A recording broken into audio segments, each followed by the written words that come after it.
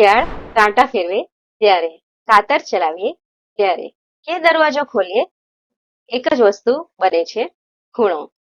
આજે આપણે જાણીશું કે ખૂણો ખરેખર શું છે. નમસ્કાર મિત્રો, હું છું આસિસ્ટન્ટ પ્રોફેસર સુશીલા પટેલ અને આપણે ભણ્યા છીએ ધોરણ 6 પ્રકરણ નંબર 2 રેખાઓ અને ખૂણાઓ. આજે આપણે જાણીશું ખૂણો શું છે, તે કેવી રીતે બને છે, તેના ભાગો અને તેને કેવી રીતે નામ આપવામાં આવે છે એ ખૂબ જ સરળ ભાષામાં સમજવાના છીએ. તો જે મિત્રોએ ચેનલને સબસ્ક્રાઇબ નથી કરી એ પ્લીઝ પહેલા સબસ્ક્રાઇબ કરી લે, વિડીયોને લાઈક કરી દો, બેલ આઇકન પ્રેસ કરી દો અને મિત્રો સાથે શેર કરી દો. તો ચાલો આગળ વધીએ. મિત્રો, ખૂણાનો કોન્સેપ્ટ સમજવા માટે આપણે પહેલા એક પુસ્તક લઈશું અને પુસ્તકને આ રીતે ખોલીએ તો શું થાય છે, એક પેજ જે છે એ નીચેનું આ સ્થિર રહે છે અને બીજું એનાથી ધીમે ધીમે દૂર થાય છે. તો અહીં આપણે જોઈ શકીએ છીએ કે આ એક પેજ છે અને આ બીજું પેજ છે અને બંને વચ્ચે એક જગ્યાએ જોડાયેલા છે. એ જ રીતે મારી પાસે આ પરિકર છે. પરિકરના બંને જે ભુજા છે એ જોડાયેલી છે. હવે હું એને ધીરે ધીરે દૂર કરું તો શું થશે, શું જોવા મળે છે આની અંદર? બંને જે ભુજાઓ છે એ એક પોઈન્ટ પર જોઈન્ટ છે. એ જ રીતે આ મારી પાસે કાતર છે. કાતરને હું ખોલું તો શું થશે, એક જે પાંખિયું છે એ બીજા પાંખિયાથી દૂર જશે આ રીતે, અને અહીં બંને પાંખિયા એક જગ્યાએ જોડાયેલા છે. તો આ ત્રણેય વસ્તુની અંદર કોમન શું છે કે ત્રણેય વસ્તુની અંદર બે ભુજાઓ છે અને એક જગ્યાએ એ જોડાયેલી હોય છે. અને જેમ જેમ આપણે એક ભુજાને બીજી ભુજાથી દૂર કરીએ તેમ તેમ એનો જે વક્ર છે એ વધતો જાય છે. તો ચાલો સમજીએ ખૂણો. અહીં આપણને આકૃતિ આપેલી છે પાઠ્યપુસ્તકની. બે કિરણોના સામાન્ય ઉદ્ભવથી ખૂણો બને છે. સામાન્ય ઉદ્ભવ બિંદુ એટલે અહીં આપણે જોઈ શકીએ છીએ કે આ બે કિરણો છે, કિરણ બીડી અને કિરણ બીઈ, અને એમનું ઉદ્ભવ બિંદુ જે છે એ એક જ છે, સેમ ઉદ્ભવ બિંદુ. સામાન્ય ઉદ્ભવ બિંદુ માંથી બે કિરણો નીકળે છે. તો અહીં શું લખેલું છે, બે કિરણોના સામાન્ય ઉદ્ભવ બિંદુથી ખૂણો બને છે. અહીં બી શિરોબિંદુ છે. બિંદુ બી જે છે એ શું છે, શિરોબિંદુ છે. બીડી એક ભુજા બીડી છે અને બીજી ભુજા છે બીઈ. ખૂણાનું નામ કઈ રીતે નક્કી કરીશું? ફક્ત શિરોબિંદુનો ઉપયોગ કરીને તેને ખૂણો બી કહી શકાય, એને ખૂણો બી પણ કહી શકાય. આ શિરોબિંદુ છે ને અહીં ખૂણો બને છે આ રીતે. અહીં તો એને ફક્ત ખૂણો બી એમ કરીને પણ આપણે ઓળખી શકીએ. પરંતુ વધુ સ્પષ્ટતા માટે આપણે ખૂણાને નામ આપવા માટે દરેક ભુજા પરના એક એક બિંદુનો અને શિરોબિંદુનો ઉપયોગ કરીએ છીએ. એટલે કે અહીં ત્રણ બિંદુ આપેલા છે. આ એક ભુજા છે એની ઉપરનો એક બિંદુ, શિરોબિંદુ અને આ બીજી ભુજા પરનો એક બિંદુ. એ ત્રણેયનો ઉપયોગ કરીને આપણે ખૂણાને નામ આપીએ છીએ. અને ખૂણા શબ્દને ગણિતની ભાષામાં સિમ્બોલ આ રીતે ખૂણાનો છે એને વંચાશે ખૂણો. ખૂણા પ્રતીક દ્વારા દર્શાવી શકાય છે. ખૂણો ડીબીઈ. અહીં કયો ખૂણો મળે છે આપણને? ડીબીઈ, જે આ રીતે અહીં વક્ર દ્વારા આપણે દર્શાવી શકીએ. આ ખૂણો બને છે. અથવા તો એને આપણે ખૂણો ઈબીડી પણ કહી શકીએ, ઈબીડી. પરંતુ અહીં યાદ રાખવાનું એ છે કે શિરોબિંદુ જે છે એ હંમેશા વચ્ચે આવશે. અહીં શિરોબિંદુ હંમેશા વચ્ચે આવે છે. હવે આપણે જોઈશું કયો ખૂણો મોટો છે એ આપણે કઈ રીતે નક્કી કરીશું. એટલે કે ખૂણાની સાઈઝ, ખૂણાનું માપ આપણે કેવી રીતે નક્કી કરીશું?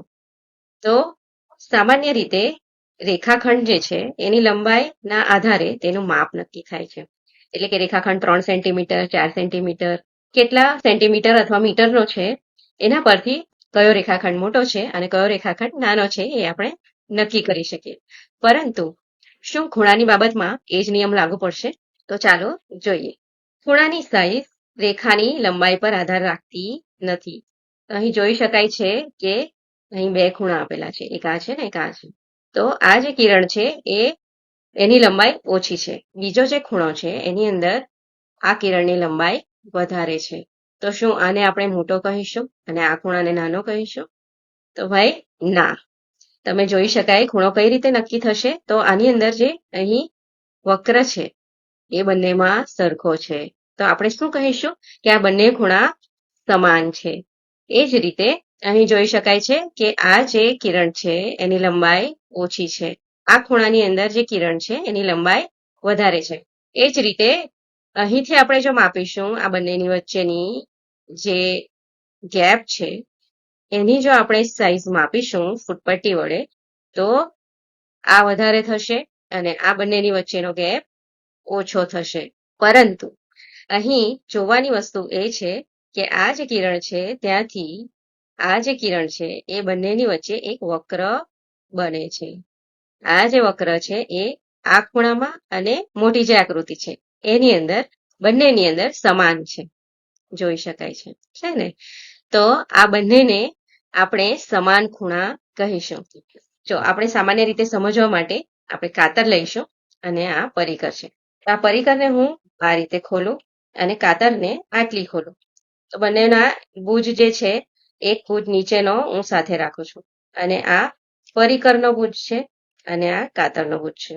તો આની અંદર આપણે જોઈ શકીએ છીએ કે કાતર જે છે તેનો એક ભુજ જે છે એ બીજા ભુજથી થોડો ઓછો દૂર ગયેલો છે અને પરિકરનો જે એક ભુજ છે એ એના બીજા ભુજથી વધારે દૂર ગયેલો છે.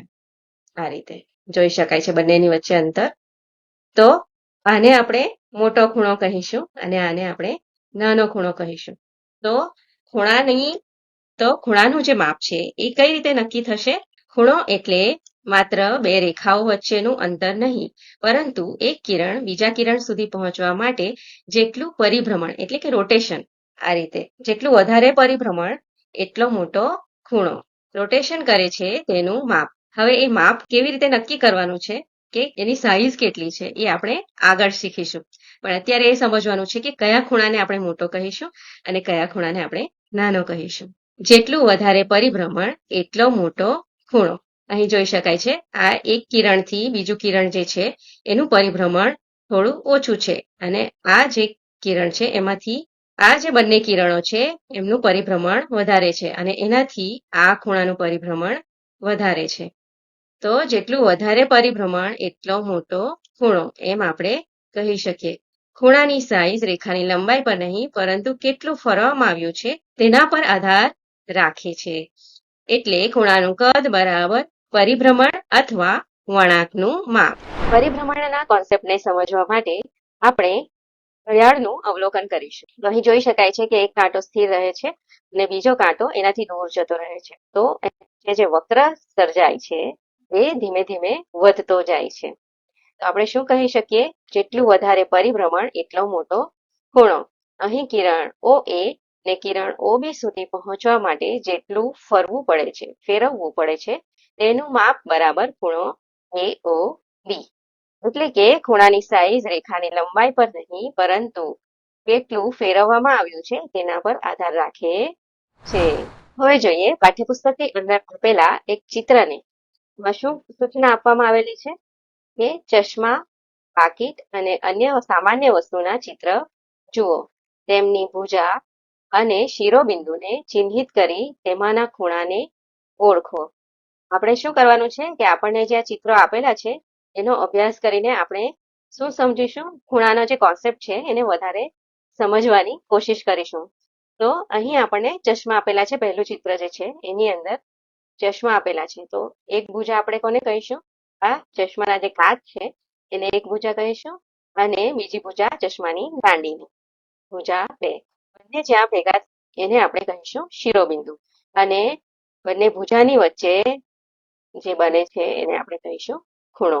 ત્યાર પછી આપણને પાકીટનું ચિત્ર આપેલું છે. પાકીટમાં આ એક ભુજા છે અને બીજી ભુજા આ સાઈડ છે. ત્યારબાદ ભુજા એક, ભુજા બે અને શિરોબિંદુ આપણે કોને કહીશું? તો આ બંને ભુજા જ્યાં ભેગી થાય છે આ જે ભાગ છે એને આપણે શિરોબિંદુ કહીશું અને બંનેની વચ્ચે જે આ રીતે બને છે અહીં જોઈ શકાય છે એને આપણે શું કહીશું?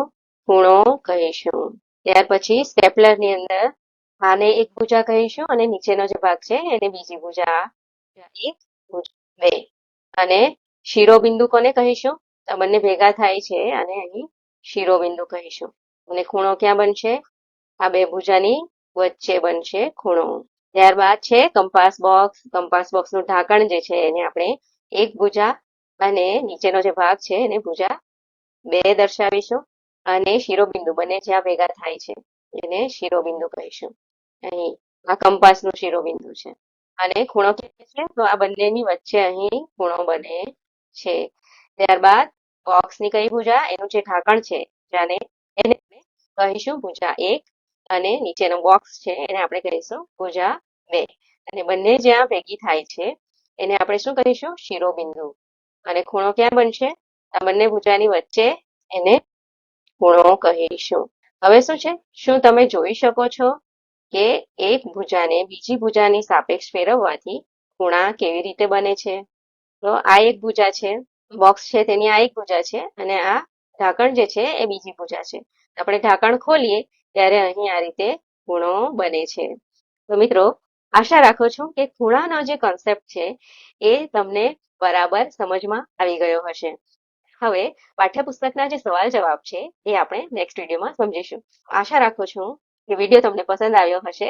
તો વિડીયોને લાઈક કરી દેજો, શેર કરી દેજો અને ચેનલને સબસ્ક્રાઇબ કરવાનું ભૂલશો નહીં. તો મળીએ નેક્સ્ટ વિડીયોમાં. Thank you.